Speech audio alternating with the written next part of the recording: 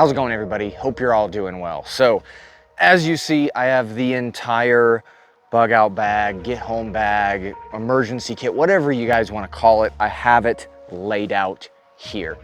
And I know a lot of people have been asking for this. So yes, we're going to go through each individual item and kind of talk about why I place it in there and what kind of testing I've done with each item. Because every single item in here, I have tested to make sure it actually works. It's not just like, oh, I'm gonna put this stuff together and hope for the best whenever an emergency situation happens. So this video is probably gonna be lengthy. Some of you guys like that because I am going into detail. The last one I did of this, I did a full one take, as in no cuts. Granted, I'm gonna try to do that again. Who knows if the camera equipment and audio equipment will allow me to do that, but we're gonna send it anyways. So we're just gonna go 100% all the way through this thing and see how it works out. Yeah, so the mess ups or the things that I can't think of, they're gonna stay in there. I'll correct them in post edit. So first off, we gotta kind of get through is why philosophy, just a small little portion, because a lot of people are going to look at this stuff and go, you don't need that. Why do you need that? That's dumb. I can't believe you have that. And you need to realize that every individual need, including yourself, is going to be different. This is based upon my environment and what I frequently do. I frequently leave my home upwards of 120 miles from my home to film in places like this and go enjoy fishing, hiking, doing all those type of things, or camping. So I need a kit or a bag to get me home. And yes, I live in the northern United States for the most part. It gets extremely cold here, and the distance between people is very sparse. Like, as I've joked around in other videos, like right now, if I were to get home, like there is not a gas station in between me and my home. There's just not. And that's 50, 60 miles, 70 miles that I would have to just traverse with no one being there. If I'd go back behind me into the mountains, I mean, we're talking miles and miles and miles of no people. Same thing with that direction. That way's a little bit closer, but you get the point of it. I'm not close to civilization, so I need to bring more. Secondly, this is a worst case scenario bag, as in if I prepare for the worst case, then I can start ditching other items if it's not that big of a deal type of item. Worst case scenario for me is legit EMP or solar flare hits, the entire power grid is out, vehicles don't work, and I have to walk home. It's gonna take me several days to walk home. There you go, that's the premise. Remember, things are gonna change. Things will be different for you and your environment. This is just meant to generate ideas. This is what's working for me. It is what it is. So we're gonna start over here on the right-hand side. Actually, we're gonna start off with the bag first. First off, the bag is a Hyperlight Mountain Gear Southwest 4400. So this is a 70-liter pack, if I recall. Dyneema, really lightweight pack. This pack, 70 liters, if I recall, it's 70 or 80, it's one of the two, is 2 pounds. That's it. I have used this for years. A lot of people will say, ultralight gear doesn't work in hard environments. This one does. I used this in my military career, and I've been using this bag and another bag like it for years, like in the back of trucks, throwing them back there, moving them around, going to Tusk with this entire kit, as in testing it out, being abrasive or like rough on it. I have broken one buckle on this, but that's an easy replacement. Noteworthy upgrades. I put dump pouches on the sides of this. And mainly you see one here. These are the 10-speed from Blue Force Gear, and they're really nice just to have extra items that you can just shove things. If you pick up tinder along your way, if you're like, hey, I found some dry tinder, stuff it in there, right? Maybe trail mix or other snacks or some water stuff will go in here, or just quickly needed items, maybe a flashlight, stuff like that. That goes here. On the front is I've upgraded with bungee. I have a whole video just dedicated on this. Really helpful just to pack things, especially if you have a wet poncho or something like that. You don't want to put wet things back inside your bag. You want them on the exterior to dry out and not to get other things wet, or just in general a moist environment inside your pack. So Hyperlight Mountain Gear 4400, like I said, been using it for a long time. Really enjoy this pack. It is extremely lightweight. It's not for everybody, but it works out for me extremely well. That's everything that I kind of want to talk about that pack.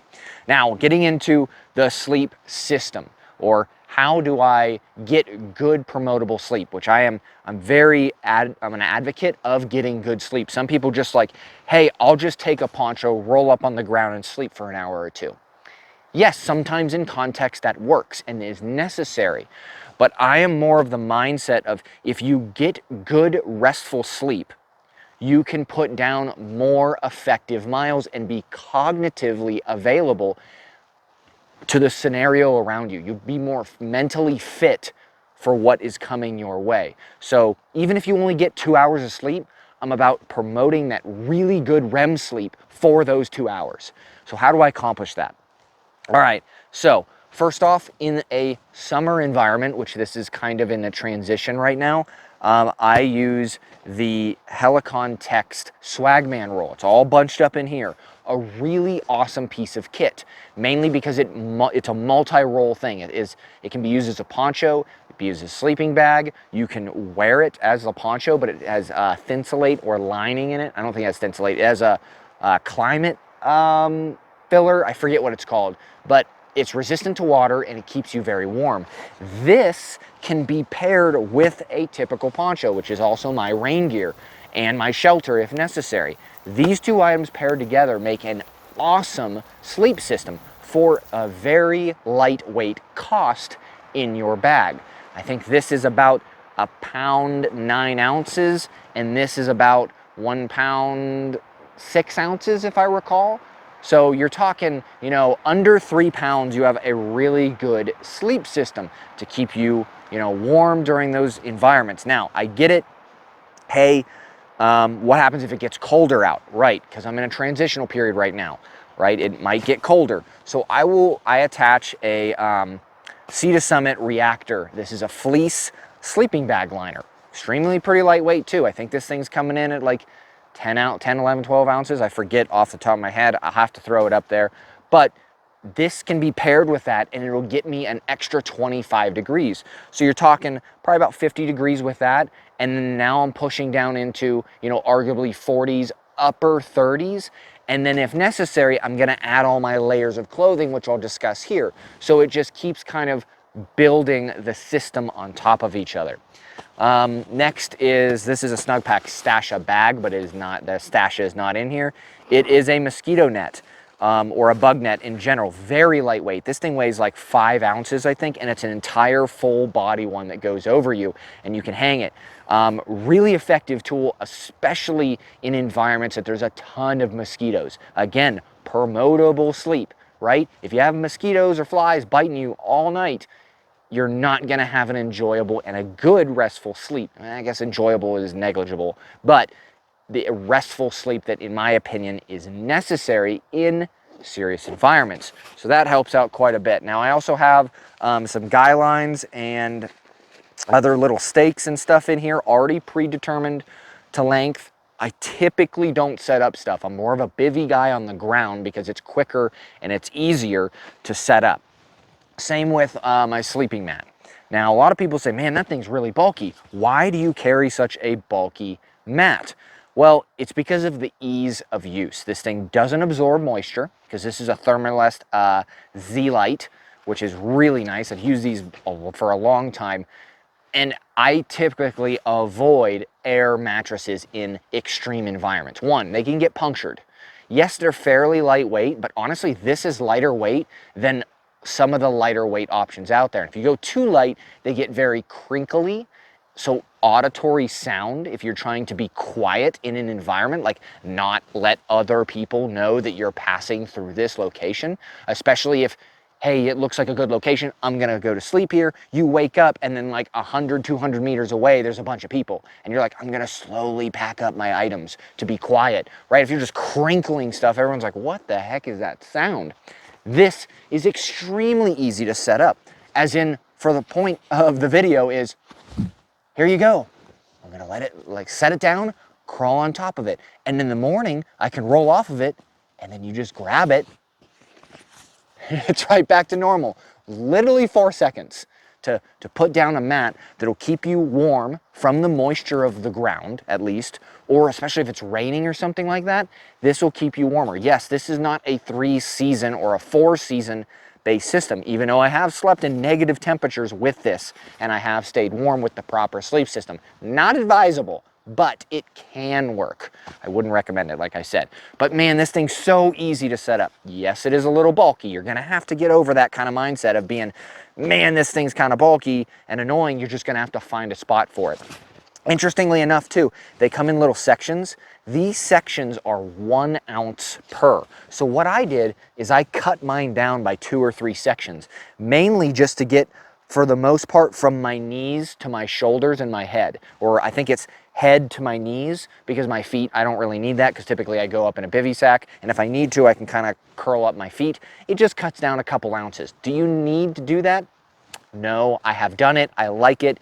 It saves a couple ounces. Yes, I'm very paranoid when it comes to weight, but at the same time, you're gonna see some things in here. You're like, why? That's so stupid heavy. Why are you bringing that?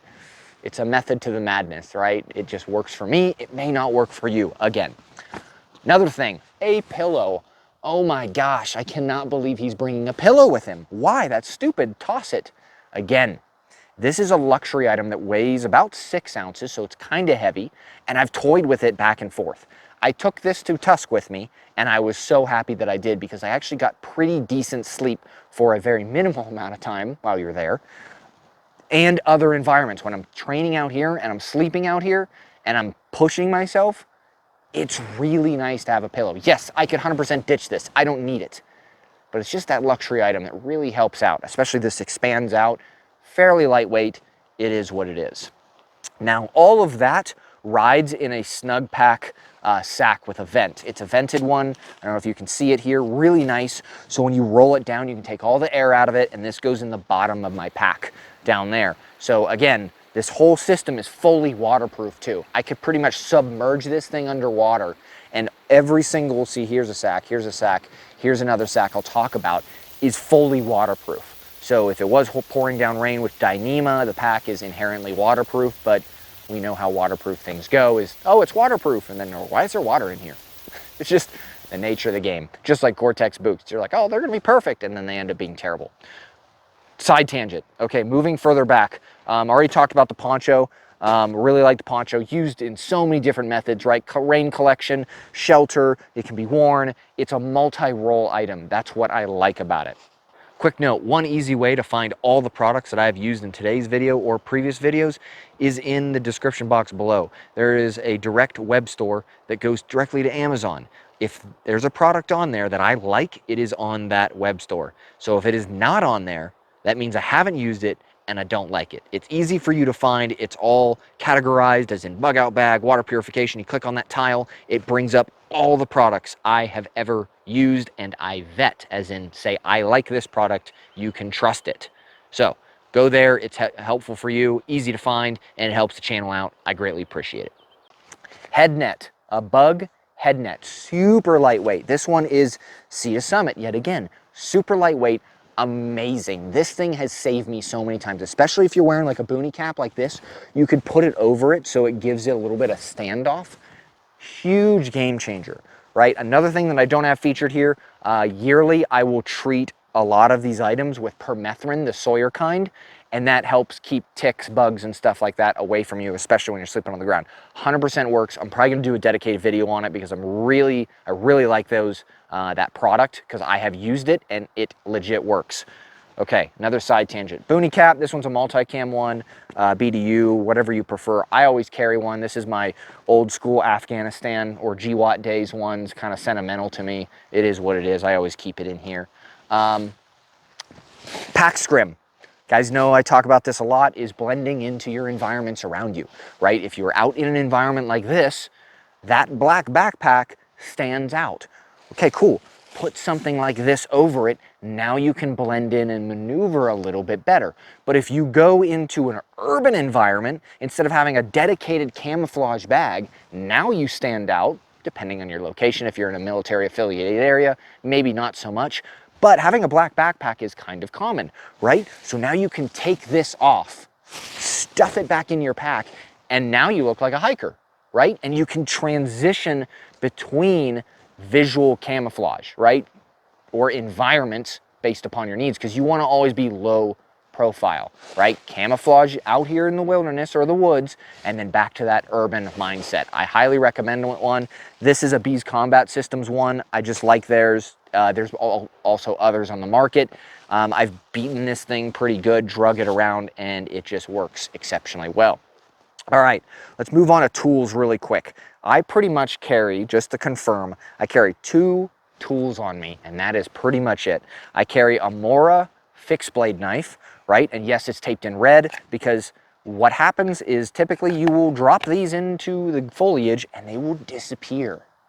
You want to be able to find your blade, so just put tape. It could be orange, it could be red.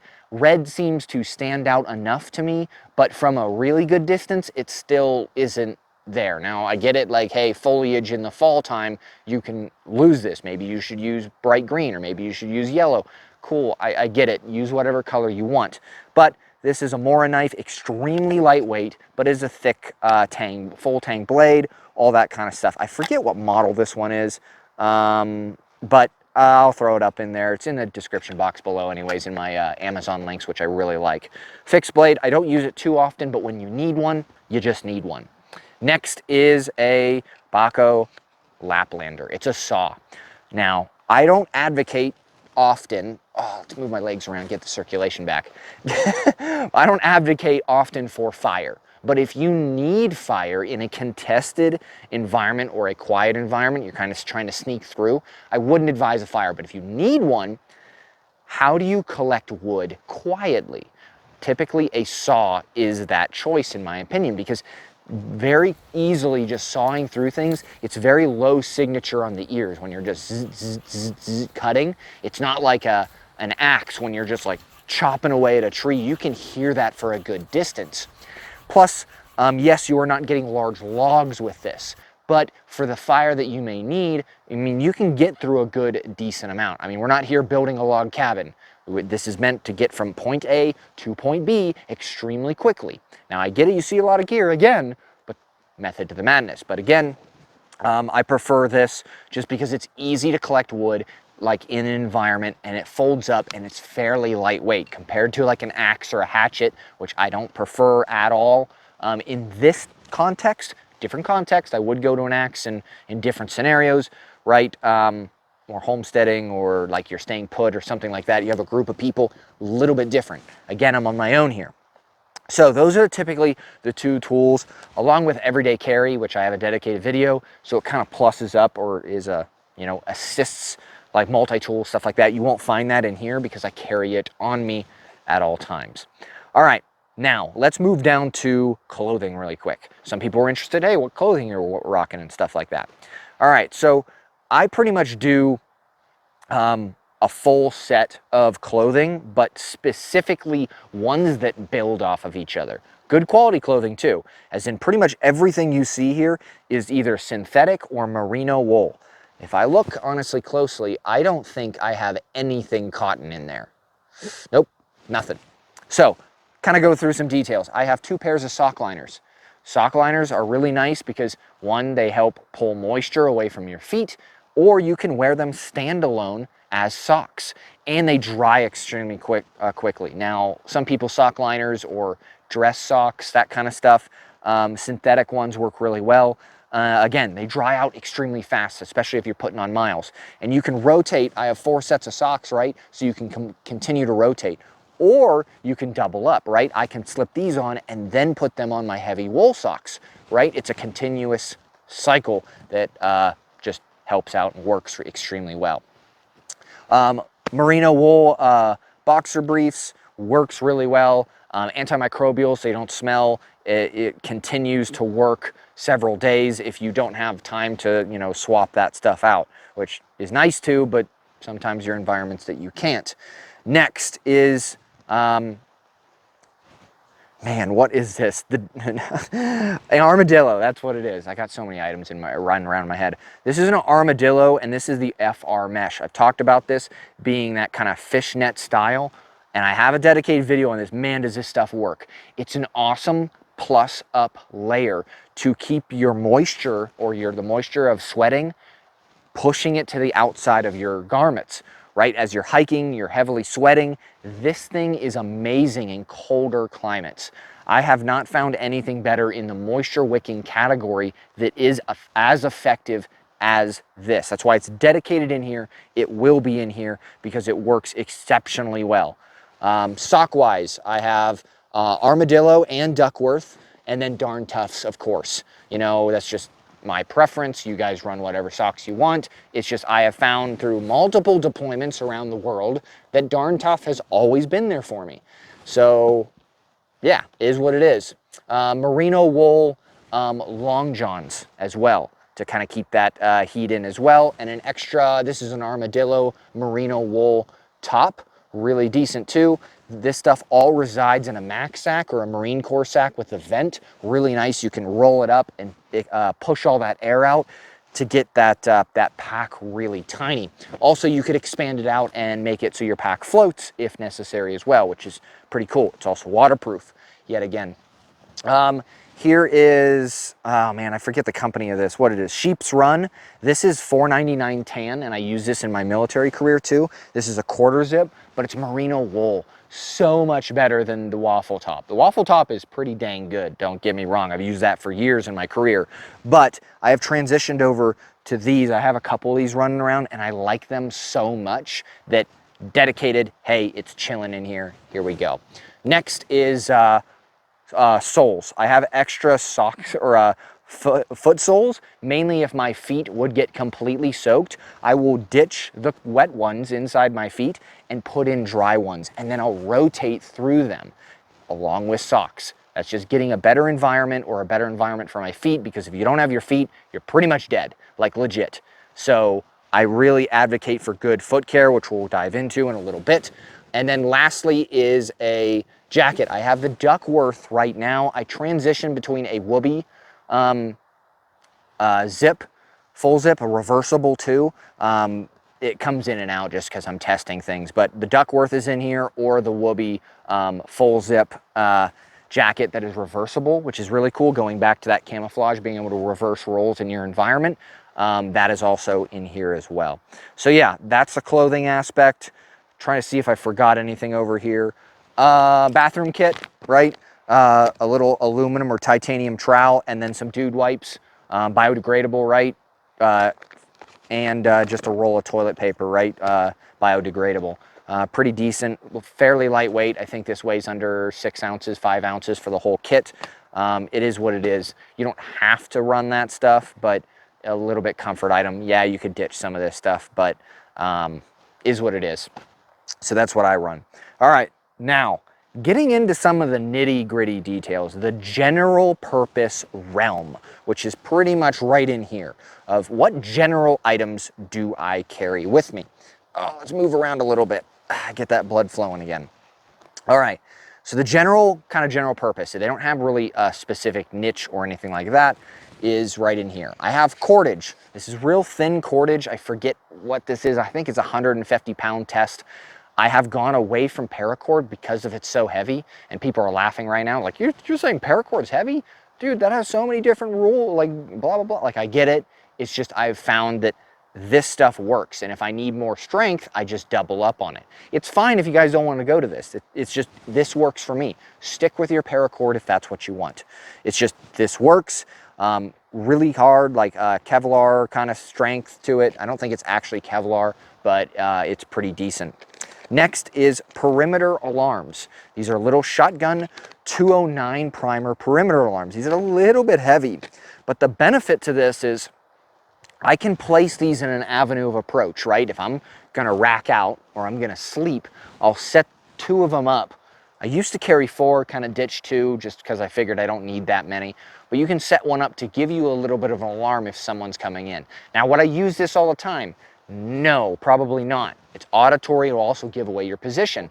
But again, going back to the easy sleep system that you can just throw in and throw out very quickly, stuff in your pack and bail, it's beneficial. It's an extra layer that works for you while you're sleeping or while you're doing something else. Because if you're your own individual, you want items that are multi-role or can be used doing different tasks while you're away doing other things, right? Maybe I am filtering water at this point in time and working on it, and I'm not fully looking at my 360 or around me. Yeah, I'm looking up and around once in a while, but I get sucked in. Little snap cap goes off, or 2.9 Pro, bow. I'm like, okay, cool. Stuff it. Okay, let's go. What's going on? Was it an animal? Was it a bipedal creature, right? Or a person? Like that kind of stuff. Benefits. You don't have to put this in here. Next is a small fix-it kit. Now this is just fix-it for clothing and for the pack, right? It has these huge safety pins, the big bulky ones, duct tape, there's zip ties in here, there's a little piece to fix the mosquito net, there's some shoe goo in here, which is awesome stuff for your feet, typically meant for that, and an extra buckle and stuff like that. Some Ranger bands in here as well. And this is meant to fix your pack, because realistically, the worst case scenario also I could think of is if you're hiking back and you're like, hey, I got 70 more miles to go, and your main pack strap on your pack breaks, you're like, oh man, what do I do? Like, that's almost a game changer, as in, like, I don't, like, my pack is the vessel that I need to get me home.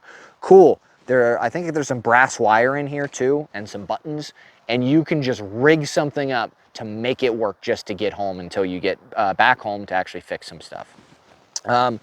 Here is a eye mask, actually, super lightweight. This thing is like 0.03 ounces.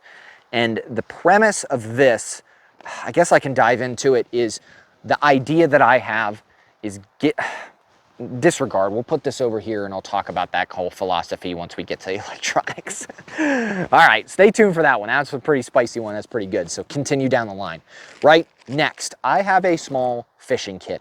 And I know a lot of people are going to be like, that's so stupid. Why do you have a fishing kit? You know, well, where I live, in this environment of kind of the edge of the mountains and the plains, in this environment, there are ponds everywhere. There is fish everywhere. I'm in one of the fly fishing capitals of the entire world where I am. And you can just drop a line in if you know what you're doing, and you can pull fish. And that is just another method in case my food, which we'll get into here in a little bit, the food runs out, or I can supplement food as I go. Yes, it is time consuming. This bag is a point A to point B, but for the weight, I think this thing weighs maybe 4.5, 5 ounces, the whole thing. Yes, I could cut it out. I also have some speed hooks in here. Again, multi-role items, as in something works for me while I'm away. Hey, I drop this in the line, cool, I hook it, I can leave, work on, you know, food, water purification, or whatever else I'm doing, or looking around my 360, and it can catch a fish for me. So that's super cool. I like multi-role based items. Next, just some simple bug spray, right? Again, to coincide with the other stuff, just mainly the hands and the neck kind of helps out a good bit.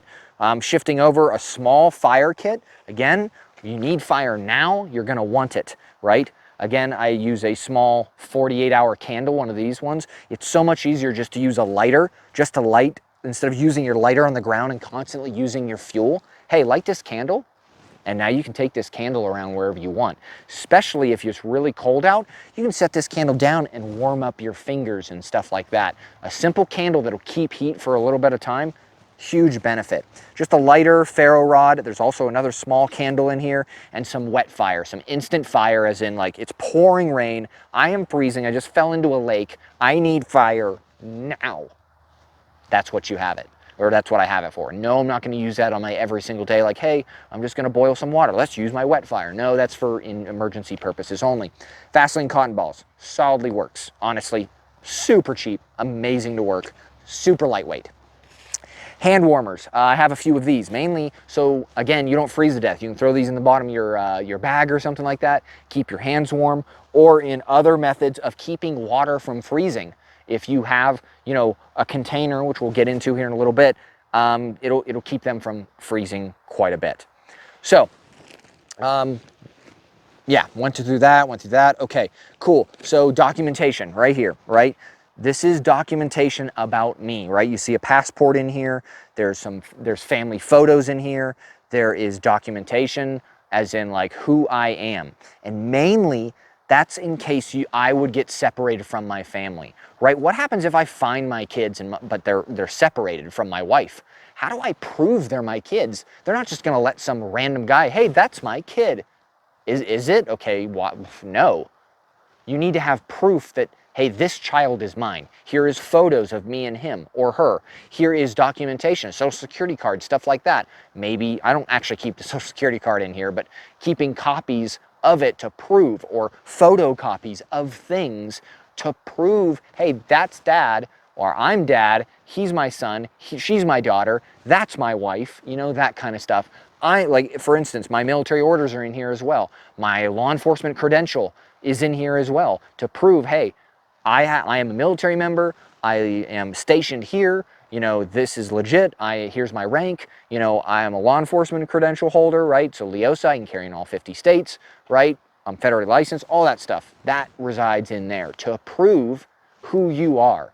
Especially if you start talking about FEMA and camps, and you know, if you're trying to traverse through different states, some states are probably going to have lockdowns and they're going to want to know why you're coming into the state, or they may not even allow you to. It's just this whole realm that is a whole nother bigger discussion.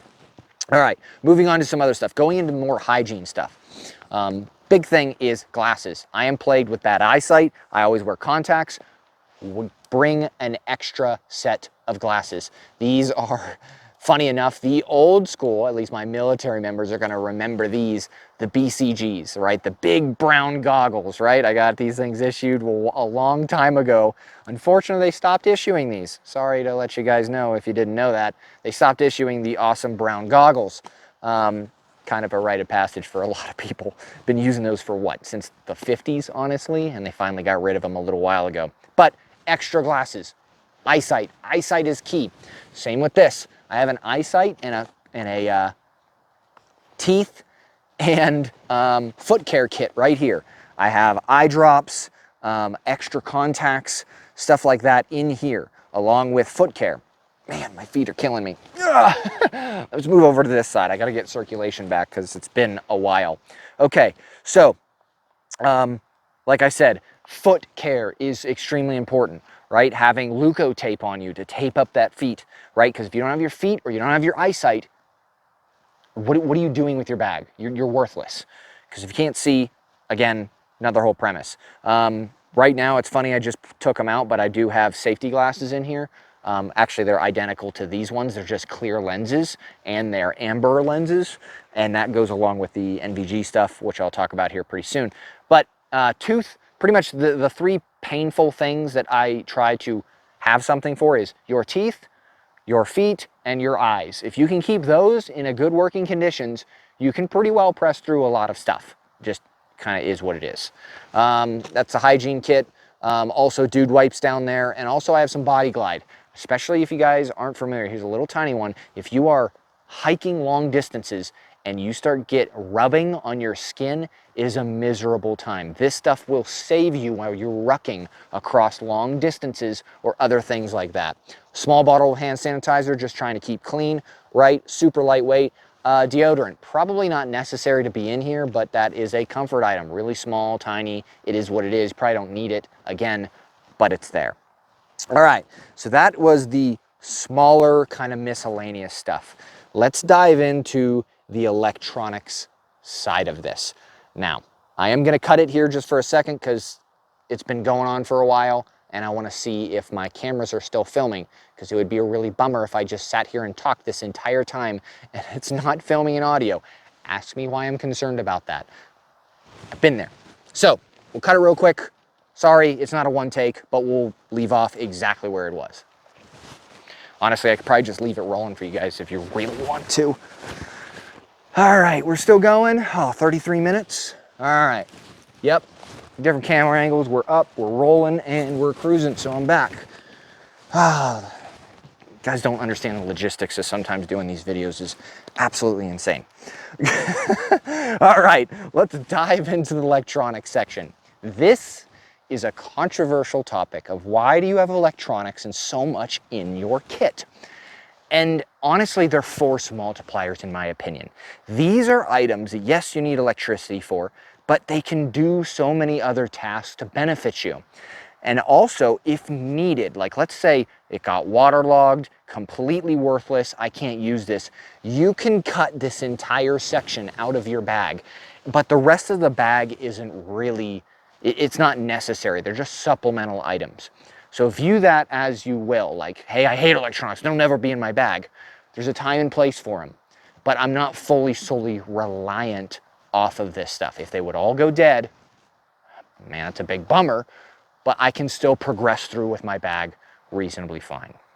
All right, so why do I have electronics in my kit? What is the premise of having recharge capability? Well, it kind of stems back to two things, and that is going to be night vision, right? These are two bridge PVS-14s, and thermal. This is an iRay RH25.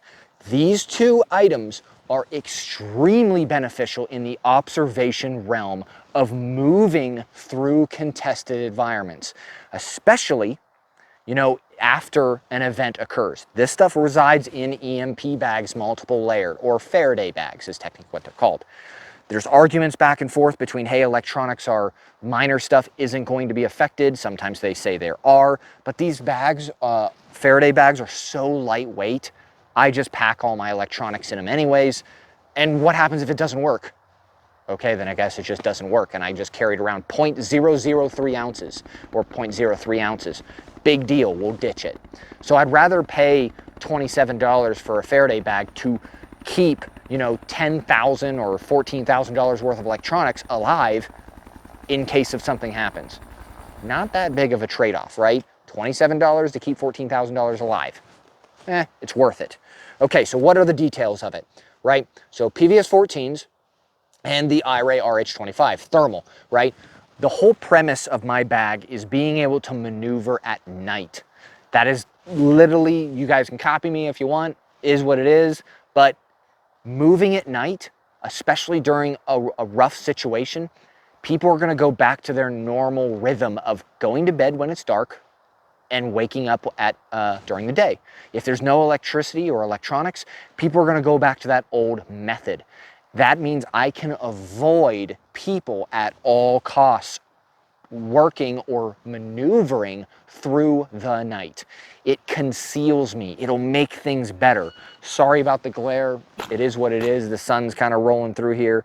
But continuing forth with the discussion, I am going to traverse, if I can, at night. Maybe not the first day, because typically it takes a couple days, things get really bad. But as maybe, say I'm 4 or 5 days away from home, about night or day 2 or 3, I'm gonna transition to fully nighttime operations. I'll sleep during the day, which goes back to the eye cover, right? If you need it, finding a good place like under foliage and stuff, really concealing yourself and going to bed. No, I don't snore, so I don't have to worry about giving away my position. I know people bring that up all the time. I'm like, ah, geez. Okay, so that's the premise of why I have electronics. So what do I have? Okay, so like I said, you know the two devices here. How do I keep those rolling? Well, I do have typical lithium batteries in here, and here, right? 123s, AA's, AAA's, but also I have rechargeable AA's. So this is rechargeable, right? And these will fit in my PVS-14s. A PVS-14, one of them will run probably about 40 to 60 hours off of one AA. So you have a lot of longevity with it, depending on how new and decent your tubes are and where your gain is on them and how much brightness you're getting. So I have that. What directly feeds this is a power film solar panel. So this thing is just a small solar panel, extremely lightweight. You can just lay it out and it's gonna collect that sunlight. You can attach this to the back of your pack. Again, if I'm sleeping during the day and I'm maneuvering at night, I can set this out somewhere in a bright environment, right, to collect sunlight to recharge stuff. Now I can also, in turn, I have an anchor, right? An anchor battery pack. So I can also put power back into that. I can take this power and put it into the AA's, or I can take the AA power and put it back. Like it's a fully movable system. Yes, there is power loss when it comes to that. That's why you don't want to do it too often, but it's an interchangeable system. I'm probably going to do a dedicated video to get into real nitty-gritty details about it all, But yeah, here's a really quick, I forget what this is, SOS charge. These things are really cool. Super thin, lightweight. It gives you like 4 extra hours of battery charge, up to 3 hours of charge, just to kind of bump up your cell phone. Extremely lightweight. It works for iPhones and Android. Now moving on to that, the other electronics items, right? I have a bunch of these little adapters, as in 1 wire or 2 I have here, and then all these interchange off of each other. So I can like charge a multitude of different items, especially going back over here, like the H2 Go Global. This thing is rechargeable. Yes, it has a solar panel built into it, but it's easier just to plug this thing in and charge it up. Granted, this thing lasts a long time, which I'll get to that here when I talk about my water system, but it's just another method, right? The batteries for these are 18650s, and these are, you can actually plug directly into the 18650 to keep the thermal monocular going. I have an IR strobe in here and some batteries, right? That's about it. Now, I have been, for the night vision purpose, I've been using the Cry Precision Night Cap. This thing is like a really lightweight night vision cap that you can use for your devices, right? So I can walk around. It's not as big and bulky like a helmet, right? So trying to keep the weight down. Some of you may want to run a helmet dedicated. That's fine. Bump helmet works pretty well. But this thing is really lightweight, and it has worked extremely well for me. Just running a typical Wilcox mount for it. Nothing too special there. All of this stuff is in individual Faraday bags. And then also it rides in one of these silent bags, right? This is a roll top. Now, this isn't an operational thing that I would actually use, but this is a storage mode right now. I put all the stuff in here for my day-to-day, like, hey, it's in storage mode, hey, I'm using it out here, stuff like that. But if I would actually start hiking, I would ditch this because of weight, because I have other Faraday bags protecting stuff. Because this thing's kinda a little bit heavy, but for the day-to-day operations, waterproof bag that is a Faraday bag, you can like literally see it's lined in there. Super, super cool. I highly recommend these. I'll link them in the description box below if you're interested. Yes, if you purchase a few, it will help out my channel. If you don't want to help out the channel, just circumvent my links, go find it and buy it on your own. It doesn't matter to me. I'm just trying to help you guys out. So yeah, that's kind of the electronics realm, right? I know I kind of went into detail, but yes, that's what I want to discuss. You're probably here, and if you're this far into this video, then you're probably enjoying some of the stuff that I'm talking about and the reasons why I have it. All the electronics are kind of built off of each other. I also have a double battery plug-in just in case, normal USB and a USB-C. I can plug 2 devices into this, fast charge. For some reason, if I would make it to a grocery store or a gas station along my way, and they maybe have power and I need, or you know, just in general, or even traveling, right? Not worst case scenario, I have to flee for a forest fire, this thing comes with me. Hey, my cell phone still works. Here's a charger, might as well use it. It's not all worst case scenario, even though that's what I plan for is worst case scenario. Cool. All right, let's dive into the water kit. You know, let's just send it, because a lot of people are interested in, hey, the water kit. I've done dedicated videos like this in the past. So water is very important, as you folks know, and especially if you're a subscriber to the channel. Having good, clean water is extremely important. Like, it is a necessity. And having layered systems in your water filtering or purification is extremely necessary as well. What I tend to gravitate towards is the standard is a Sawyer, what is this? Not the mini, Sawyer Squeeze. Gotta remember it. Sawyer Squeeze. The minis are pretty good. I just like the bigger ones. A little bit heavier, but they have a little bit better flow rate, and they're easier to work on and stuff. That is my primary system that I am using. Now, to stack on top, what I will do to kill viruses, even though there is a decent argument out there right now that, hey, viruses aren't passing through this because they have to connect or be on something else that's bigger. Cool, I get it. But to cover down, I typically run the Sawyer Mini and the H2 Go Global. So this is a little device, dedicated video on this. You add salt into the chamber in here, and it creates, not chlorine, but it creates a solution that can kill other items and viruses and bacteria and stuff like that. So whatever you didn't filter out, right, now you can make it really quick. It goes 20 liters all the way down to 1 liter. You choose. This will completely disinfect a entire jerry can, a 20 liter if you want, or a 5 gallon. You can pour it in, it'll do it. Instructions on it, super cool. But these two paired together makes it almost indefinite. I mean, we're talking 500,000 gallons, and I forget what the rating of this thing is. Plus it has built-in solar panel too. It is electronic. Again, my electronics feed off of it, but it's its own standalone unit. As long as you have salt, which it has its own 2 chambers for salt, you can keep using it, and then a solution that you pour in, cool, you're sending it. You got really good clean water for a majority of your time. Now, the kit itself is set up for a multitude of different ways. Like, right, I have clean water here, clean water here. This is a Keith Titanium cup and canteen. A little bit expensive, but man, this thing's awesome, right? It's super lightweight metal, so you can boil in it if you need to, which granted, trying to avoid that because you're trying to go to point A to point B very quickly. That's why this whole kit exists, right? And then I also have the Katadyn system, which this is a very large, like you can just dip this in the water and go, because you don't want to hang out at water sources, because of course other predators and other creatures and other human beings need water, so they will hang out at water sources. I want to limit my time at them. I just literally want to show up, dunk this thing in, grab a bunch of water, and hike it off to a different location. And then I have the quick disconnect stuff off of this, right? That this can just clip in, right? Now I have a hose, and now my Sawyer feeds right into it. Now I have a gravity system, right?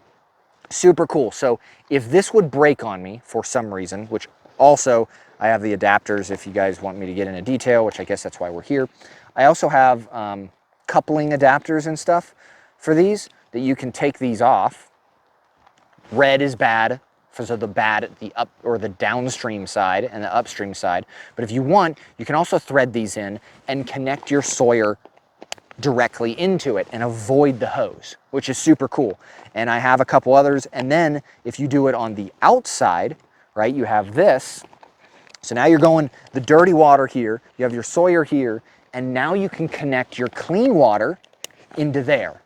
Now this is a whole self-contained, like own unit that is working for you. Yes, you can hang it up somewhere or put it off the back of your pack. It is a sealed system that will work. I've used it quite a bit and it works out fairly nice for me. Yes, there's some O-rings you got to worry about in that kind of context, but it works fairly well. Now, moving on to other methods, right? This, right? Sawyer Mini. Okay, what happens if that breaks?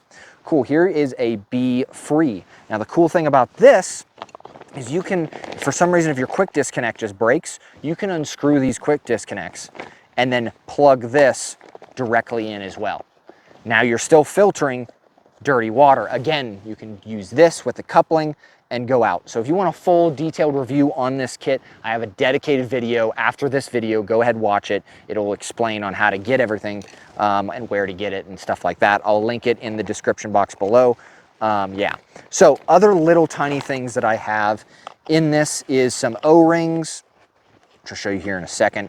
All right, let's get this all squared away. I have some extra O-rings, some larger ones to seal up, and some Ranger bands and stuff like that. So these are really handy to have, again, because, right, if just these O-rings fail, hey, they probably won't, but man, they're so lightweight.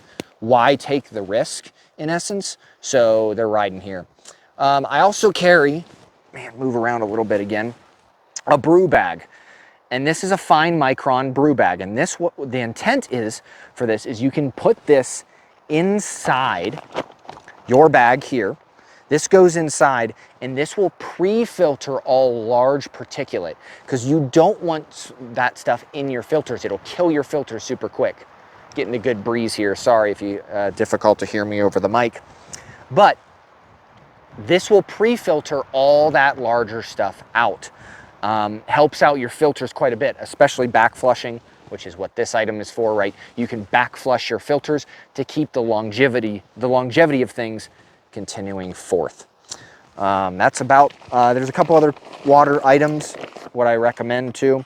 Here is a Canna Provisions rehydration kit. These things are really nice. They have some salt-based solutions in them. I also run the other can of provisions, which we'll get into here in a little bit. It's dedicated in my chest rig because, granted, I'll get into that discussion here in a little bit. But ultimately, that's the water. Now, one other water item that I have too, dedicated to my chest rig, is going to be a Grail titanium, the Ultra Press. This thing's really cool. This is a really good individual item, not for a full team or if you're working with other people, right? This can continually keep me going, 16 fluid ounces, and it'll also filter out those viruses, heavy metals, right? All that kind of stuff, because it's a pressure-based vessel, a system. You have to force water through it. Works fairly well. Granted, it is not my primary, but arguably it could be, but I have other methods, right? Because if this would fail, I have something else, backup upon backup. And when it comes to water, you want to have backup, because if you don't have water, you're dead. If you don't have your feet, your eyesight, or water. Sorry, that's just it. I keep going over that. Sorry guys, just trying to inform you, hey, that's kind of the serious thing that's going on here. All right, let's move into food a little bit. Now, I'm not going to give you a full rundown of the food, but I'm going to give you like individual, at least, like, hey, what are the items that I wear? Some dirt bikers are way back over there. I don't know if you can hear them, but popular weekend. They always find me no matter where I go. I can go hike really far deep in the woods and they'll somehow always find me. It is what it is. Okay, so calories. So I'm pushing about 20,000 calories in this kit. And I'm pushing, I think it's right about the 7-pound, 6-ounce mark for 20,000 calories. First off, trail mix. I mean, there's 2,000 calories in this alone. So really good, easy snacks. You can snack on it along the way. Next, a good go-to are the MRE tortillas, which is super cool. These things last a good amount of time. They're bread, but then you pair them with these little splits, peanut butter and jelly. These things have a ton of calories in them too. Awesome, you got a sandwich right there. Super lightweight, right? Cool, that can be like your lunch aspect. Dedicated peanut butter as well, along with extra bread. I have almonds, which these things are massively, like these are 260 calories per ounce. Now, I'm not trying to get in the debate of calories versus nutrition and, oh, you'll die in several months and stuff like that if you don't have good nutrition. Remember the context of this. This bag is a short-term bag, as in maybe a few days. Honestly, all I care about is calories. I'm not concerned about major nutrition. Yes, I am concerned about a little bit of nutrition, yes, but I am looking from point A to point B. That is what I'm concerned about. Now, once I get home, then I can start implementing nutrition and stuff like that. I just need good, dense calories to make my body continue to work. I know there's going to be an argument in the comment section, like, you need nutrition, that's BS, and blah, blah, blah. If you go one, I get it. It's just, I have found what has worked for me, that I don't need a lot of nutritional stuff for, like, initially. I mean, I've done multiple days military-wise with not having very good food and still continue to perform. I know my limits. That's the benefit. Some of you may not know the limits, and that's okay. Just get out there and train. Crunch bar and granola bars. These things are like 210 calories each, really lightweight. These things are also 220 calories each. And then recently I put in these keto bricks. These things are really cool too. I'm talking 191 calories per ounce. So about 5 ounces if I recall, and they're 1,000 calories for a brick like this. Chocolate based. They don't taste that great, but man, they'll get you through. And 1,000 calories for this lightweight of an object. There's nothing else I carry that could possibly come close to that other than a liquid, which is going to be extra virgin olive oil. That is a higher density calorie count. Now, I also carry a couple Mountain House meals, stuff like that, and then I carry a couple Nomad solutions. Nomad nutrition, which has really high calorie count. In this, I have honey, and then I also have extra virgin olive oil as a bump, as in what AT hikers do is they'll pour some of this into their meal to bump up their calories. So yes, this is a 600 calorie meal. Okay, if I lop off and put a percentage of that, now it's a 700 calorie meal, just because I am ingesting olive oil, right? Probably not the best method, but it works for AT hikers. I've tried it. I use it quite a bit, at least out in this type of environment. It works for me. I like honey. Personally, honey is amazing. It works extremely well, so I have that. Also in here, I have a small scrub pad, a titanium spork, and then also a little leather patch. And the little leather patch is in case you would have to boil water, and this is sitting over the fire, how do you grab this hot thing without burning yourself? A little leather patch you can just put over this and grab it. Ask me why I know. Or don't ask me why I know, I guess. Because I burnt myself and I wanted a solution, so there was my solution. All right, so that is the food setup, right? And I have some supplementary foods in here, salt and pepper in here as well, because the salt can also double as my H2Go Global. For some reason, if I would run out, extra salt, and then also some tinfoil in there. You know, if you would harvest some kind of creature off the land, hey, you can, you know, heat it up, cook it, do whatever you want. Typically not like fish in general, right? Kind of that kind of stuff. Using your knife to fillet it, that kind of stuff. You can use that to supplement in with your food if necessary. That's not my plan. My plan is just to survive the food off of this. But if I know I'm somewhere far and I'm like, hey, I'm gonna need to start supplementing things, right? Then I'm gonna have to start collecting other food methods as I go. That's a solution for it. Okay, lastly, I think I went over just about everything. This video is probably pretty long, but hey, you guys are still here. I appreciate it. I'm just giving you information, right? Lastly is this kit. Now, I still am debating if I go hardcore into this because I already did a full breakdown. I can just give you the highlights of this. If you want to see the hardcore details, I'll link it in the description box below. This is the FULLTANG tactical kit bag. I've kind of modified it with a mini dangler. This has the IFAC, or the full necessity medical needs. Of course, this stays on my body, right? Because this is on me. So therefore, if I was separated from my pack, this could at least still assist me in survival for a little bit of time, right? The Grail rides in here as well underneath, right? So it stays there. So I have water purification method, right? It'll keep me going. I have my protection method in here, right? I have a pew-pew because YouTube doesn't like that kind of stuff. I have maps, right? Flashlight, survival kit in here, you know, Right in the Rain notebook. And then of course I have tourniquet and trauma kit, right? And trauma kit, having all the necessary stuff, along with, again, one of the things I always talk about is the Cana Provisions water decon kit. Last ditch, hey, this has enough stuff longevity wise, along with their water purification tablet kit. So these two combined, along with that, man, you're pretty well set on water, at least from a very minimal standpoint. You can survive. That's why it is in the very back of my trauma kit.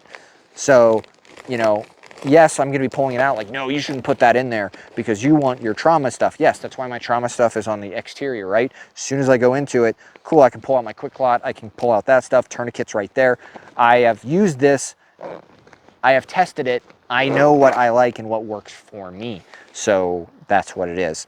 Extra ammunition on the side and a Garmin InReach Mini 2, right? Satellite communicator. So if it wasn't so worst case scenario, maybe it was an isolated incident that my car broke down, I'm really far up in the mountains, I can just satellite text somebody and go, hey man, can you come pick me up? Here's my coordinates. And then probably in a few hours, someone is gonna show up and pick me up if it's that minor, right?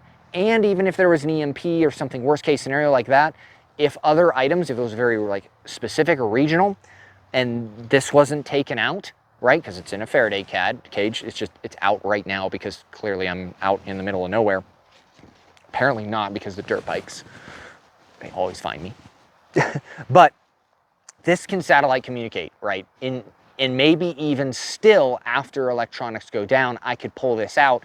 Maybe it was an isolated thing. I could text really far away. Maybe. Not saying a guarantee, but it might help out. Cool. So that is the full rig. I think that is literally everything that I've discussed. There's probably a little other things in here that I just didn't go over, didn't think about. I don't see anything off the top of my head Let me know if you guys see something that I didn't take care of or I didn't do. Then I'll discuss it.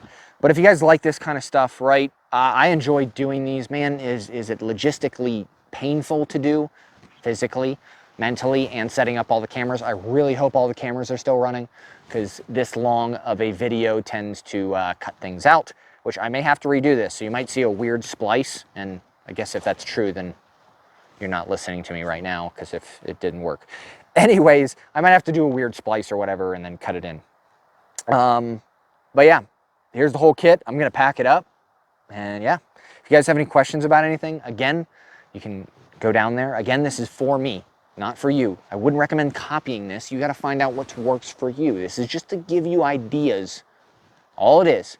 You guys are in a completely different environment. You're doing different things, and that's okay. This is just meant to generate ideas. Cool. That's about it. I guess, again, I'm gonna link as many products as I can. Why am I gonna do that? Because it helps.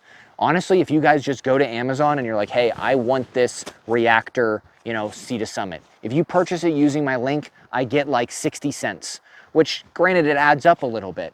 And with that, it gives me a little more motivation to go out here and do things. Again, if you don't want to do that, that's fine. Circumvent my links and go purchase it on your own. I'm not forcing you into it, right?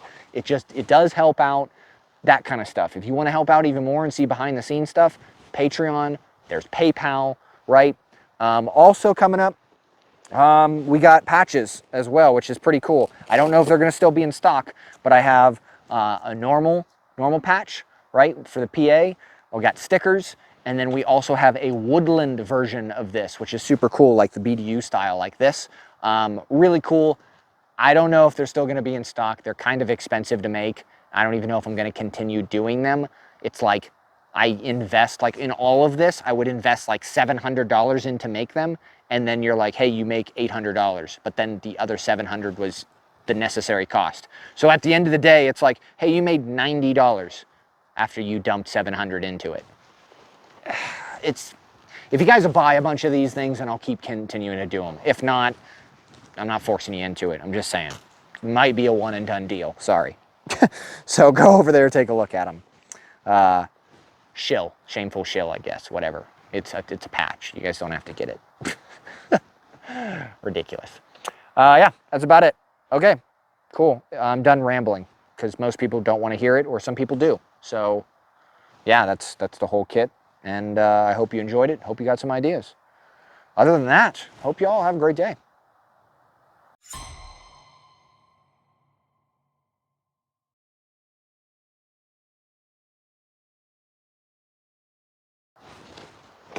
Oh man, my legs.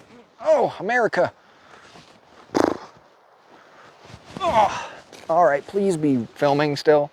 An hour? Oh my goodness, my subscribers are gonna kill me.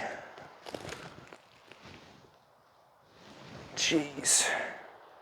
It's been an entire hour of just one taking it. Oh, what have I got myself into?